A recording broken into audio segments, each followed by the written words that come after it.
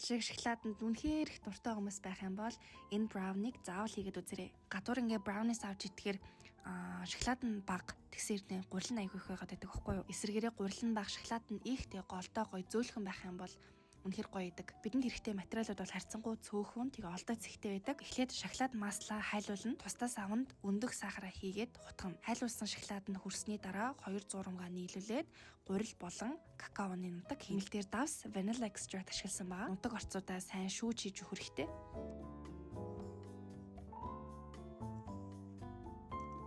Амтны маань гол зурмаг бэлэн боллоо. Дотор нь хар шоколад тэгээ бичээ хийж өгсөн байгаа.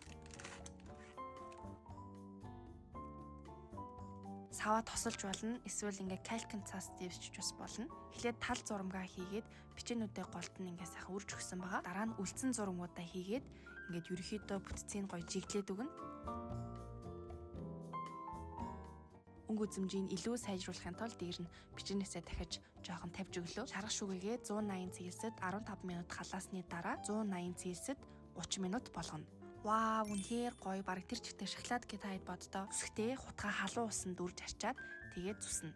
Доторхыг хардаа. Oh my god. Доторх нь ямар гоё чиглэг, зөөлхөн байгаа харагдаж байна уу? Бараг амтагдаж байна уу? Одоо хэдүүлээ энийгээ үнэтэй рестораны десерт шиг чимгэлцгээе.